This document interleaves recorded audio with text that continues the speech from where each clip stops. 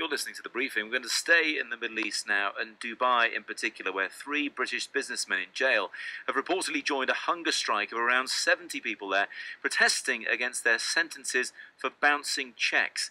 The Emirate has draconian laws when it comes to dealing with debtors. They can be sentenced to 3 years behind bars for each cheque that bounces. Many of those in prison have fallen foul of the collapse of Dubai's property bubble around 3 years ago. I'm joined on the line now by Radha Stirling from Detained in Dubai. And Radha, just briefly tell us exactly what you do.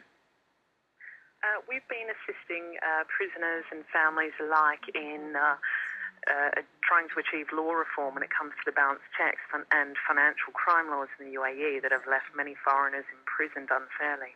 These laws regarding bounce cheques sound incredibly harsh.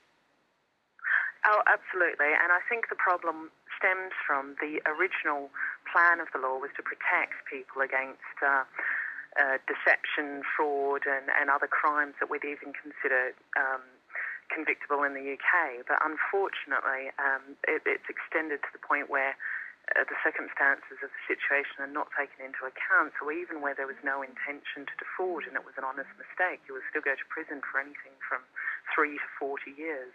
So tell us about some of these people who are now on hunger strike, these Westerners in protest at being locked up for bouncing cheques. Perhaps they didn't mean to happen.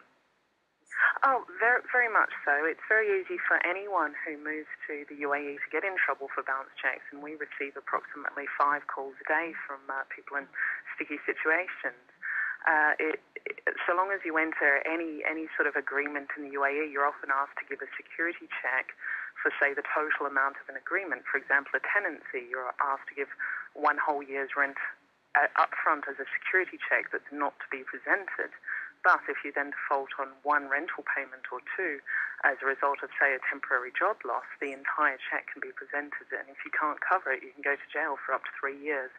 And then you can't get a job in the meantime. So it has a knock-on effect of you defaulting on other obligations. And then each cheque that you've given bounces, you can be looking at 40 years, as has been the case with several.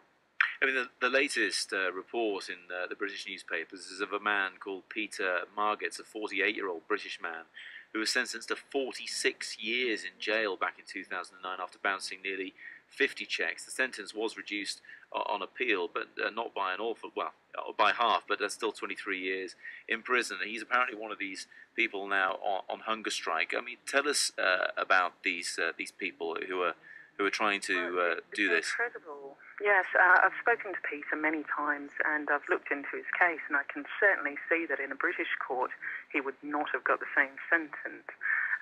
The circumstances weren't taken into account, and he didn't have an opportunity to prove his innocence.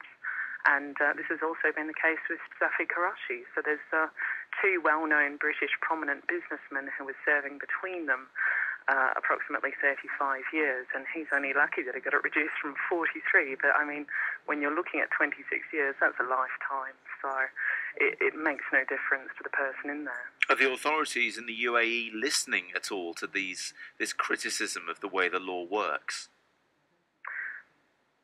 So far, we have seen improvements in other emirates in the UAE where the police are no longer taking bounce cheque cases. But this hasn't spread throughout all the other emirates, and certainly not Dubai.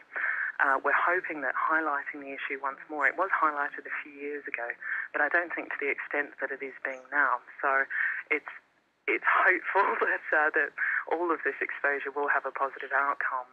At least, obviously take a few months at least to see that moving. But I'm quite certain that the UAE wants to maintain a good reputation as a place to do business. But even so, I mean, a hunger strike, it seems like very much a last resort. How are these men coping? How are their families coping? Has there been any response from, in particular, regarding the man we just talked about, the British government?